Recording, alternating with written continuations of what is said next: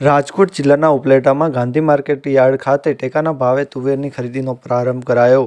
ટેકાના ભાવે તુવેરની ખરીદીનો પ્રારંભ થતાં ખેડૂતોમાં ખુશી જોવા મળી। પ્રથમ દિવસે 30 જેટલા ખેડૂતોએ તુવેર લઈને ટેકાના ભાવે વેચવા ઉપલેટા માર્કેટિંગ યાર્ડ ખાતે ટેકાના ભાવે ખરીદી કેન્દ્ર પર પહોંચ્યા હતા।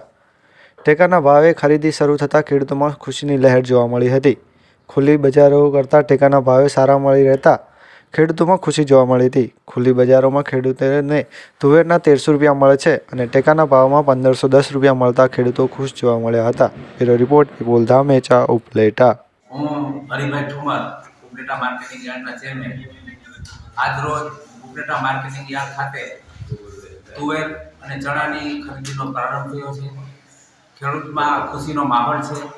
જ્યારથી ભારતીય જનતા પાર્ટીની સરકાર આવી છે ત્યારથી ખેડૂતોને પોષણક્ષમ ભાવ મળે અને ખેડૂતોના ભાવ જળવાઈ રહે એવા શુભ હેતુથી મિનિમમ પ્રાઇસ સપોર્ટના ભાવથી આજે તુવેરની ખરીદી શરૂ થઈ છે।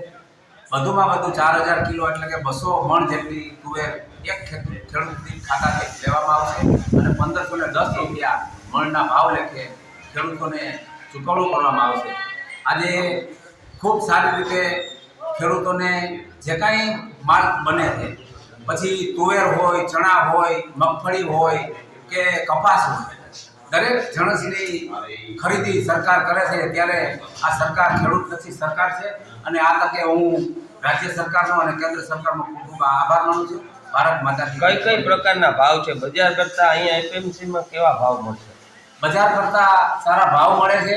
આજે તુવેરનો ભાવ બજારની અંદર 1300 રૂપિયા છે, ત્યારે મગફળી સરકાર 1510 રૂપિયા જેવા રકમથી તુવેર ખરીદે છે।